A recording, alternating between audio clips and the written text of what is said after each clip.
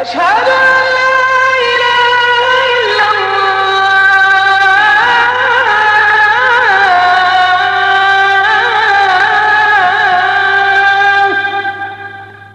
أشهد أن محمدا رسول الله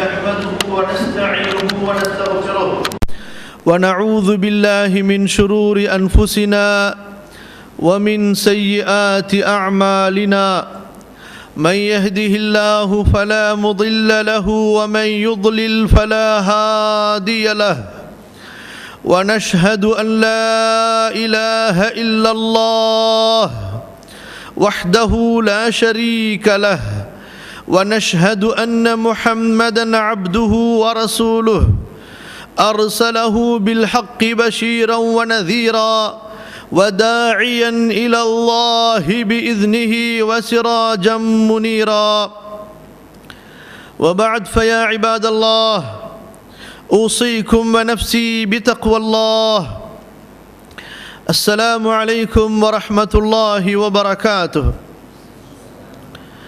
கண்ணியத்திற்குரிய இஸ்லாமிய சகோதரர்களே சகோதரிகளே, அல்ஹம்துலில்லாஹ், ரமதான் மாதத்தில் ஒரு மார்க்க நிகழ்ச்சியில் நாம் எல்லாம் ஒன்று கூடியிருக்கிறோம். அல்லாஹ் நம் ஈமானை அதிகப்படுத்துவானாக. நம்முடைய உள்ளத்தில் அவனுடைய அன்பை, அச்சத்தை, பயத்தை, மறுமை நாளின் மீது உறுதியான நம்பிக்கையை ஏற்படுத்துவானாக. கண்ணியத்திற்குரியவர்களே, அல்லாஹு தஆலா இந்த மாதத்திற்கு கொடுத்திருக்கின்ற சிறப்பு, இந்த மாதத்தில்தான் அல்லாஹ் குர்ஆனை இறக்கினான். ஷஹ்ரு ரமதான் அல்லதி உன்ஸில ஃபீஹில் குர்ஆன் هدى للناس وبينات من الهدى والفرقان.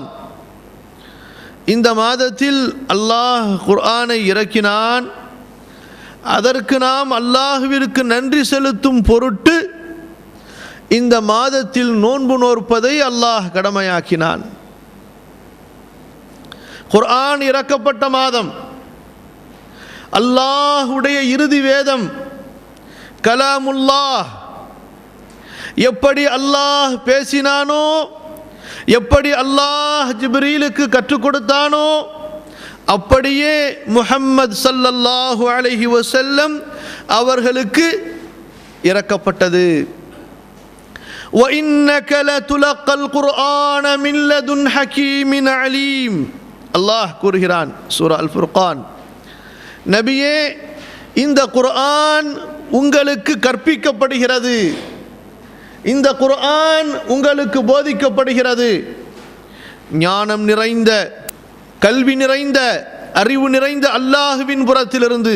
ஹக்கீம், ஞானமிக்கவன், அவனை விட ஒரு ஞானவான் யாரும் இல்லை. அலீம், மிகப்பெரிய அனைத்தையும் அறிந்தவன், அவனை விட அறிந்தவர் வேறு யாரும் இல்லை. அந்த அல்லாஹுவின் புறத்திலிருந்து குர்ஆன் உங்களுக்கு கற்பிக்கப்படுகிறது, போதிக்கப்படுகிறது, உங்களுக்கு இறக்கப்படுகிறது, உங்களுக்கு கொடுக்கப்படுகிறது. وَإِنَّكَ لَتُلَقَّى الْقُرْآنَ مِنْ لَدُنْ حَكِيمٍ عَلِيمٍ. அல்லாஹ் அக்பர். கலாம் அல்லாஹ்வுடைய பேச்சு, குர்ஆன் அல்லாஹ்வுடைய பேச்சு. நேத்திற்குரியவர்களே, அல்லாஹ் அக்பர். ஏனைய வேதங்களை அல்லாஹ் தான் இறக்கினான். ஆனால் அந்த செல்போன்லாம் சுவிட்ச் ஆஃப் செய்யுங்க. ஆனால் அந்த வேதங்கள் எல்லாம் அரபி மொழியில் அல்லாஹுவால் இறக்கப்பட்ட போது அந்தந்த நபிமார்களுக்கு ஏற்ப அவர்களுடைய பாஷையில் அது மாற்றப்பட்டு கொடுக்கப்பட்டது. புரியுதுங்களா? ஆனால் குர்ஆன் அப்படி அல்ல. குர்ஆனை அல்லாஹ் அரபியிலே பேசினான். ஜிப்ரீல் அல்லாஹ்விடமிருந்து அரபியிலே கேட்டார். ஜிப்ரீலிடமிருந்து முஹம்மது ரசூலுல்லாஹ் ஸல்லல்லாஹு அலைஹி வஸல்லம் அரபி மொழியில் கேட்டார்கள். ஆகவேதான் கண்ணியத்திற்குரியவர்களே, குர்ஆனிலே ஒன்றுக்கு மேற்பட்ட பல இடங்களில் இந்த குர்ஆனை புகழ்ந்து அல்லாஹ் சொல்லும்போது இந்த குர்ஆனோடு அரபி மொழியை இணைத்து சொல்லுகின்றான். அரபியோடு குர்ஆனை இணைக்கிறான், குர்ஆனோடு அரபியை இணைக்கிறான். பிரிக்க முடியாது. கலாமுல்லாஹ் குர்ஆன் என்று சொன்னால் எது அரபியில் இறக்கப்பட்டிருக்கிறதோ, எதை அரபியில் படிக்கிறோமோ அதுதான். சூரா யூசுஃபுடைய ஆரம்பத்தை படித்து பாருங்கள். அலிஃப் லாம் ரா, அலிஃப் லாம் ரா, தில்க ஆயாத்துல் கிதாபில் முபீன், இன்னா அன்ஸல்னாஹு குர்ஆனன் அரபிய்யா லஅல்லகும் தஅகிலூன். அல்லாஹ் மிக அறிந்தவன்.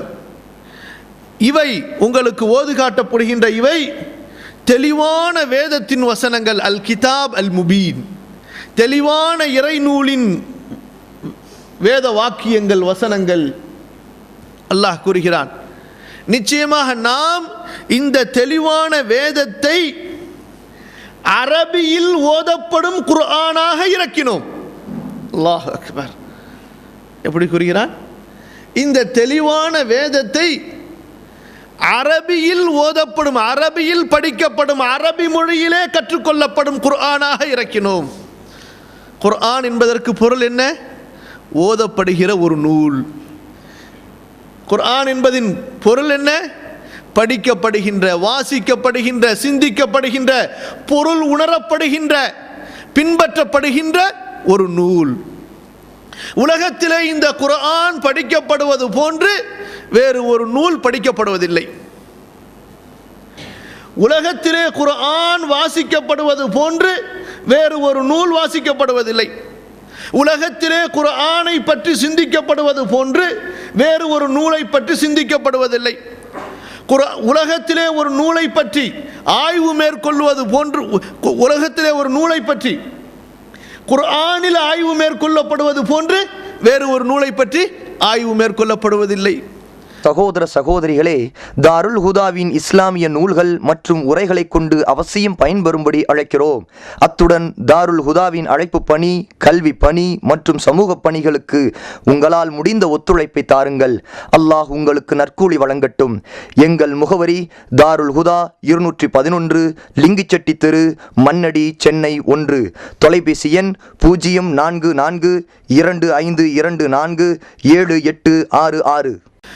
உலகத்திலே ஒரு நூலுக்கு விரிவுரை விளக்கங்கள் எழுதுகிறார்கள் என்றால் குர்ஆனுக்கு விரிவுரை விளக்கங்கள் எழுதப்பட்டது போன்று, எழுதப்படுவது போன்று, இனி எழுதப்படுவது போன்று வேறு ஒரு நூலுக்கு எழுதப்படுவதில்லை. உலகத்திலே ஒரு நூல் இருக்கிறது. அந்த நூலின் மொழியை உடையவர்களும் ஏனையவர்களும் சமமாக நேசிக்கிறார்கள் என்று சொன்னால் அது குர்ஆனாகத்தான் இருக்கும். அது குர்ஆனாகத்தான் இருக்கும். எத்துணை நூல்கள் இருக்கின்றன. அந்த நூல் எந்த மொழியில் எழுதப்படுமோ அந்த மொழி உடையவர்கள் மட்டும்தான் அதை படிப்பார்கள். அதுவும் ஒரு குறிப்பிட்ட காலத்திற்கு, ஒரு குறிப்பிட்ட நேரத்திற்கு, ஒரு குறிப்பிட்ட தடவைகள் தான் அதை படிக்க முடியும். ஆனால் குர்ஆன் அப்படி அல்ல.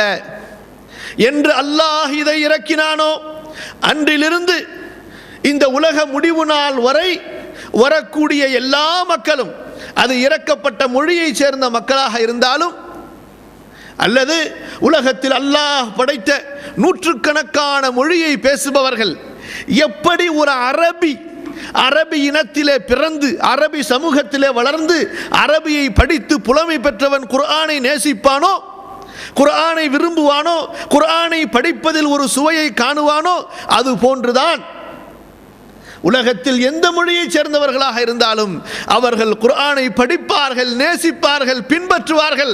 அதன் மீது தங்களது உயிரை விட அதிகமான நேசத்தை வைப்பார்கள்.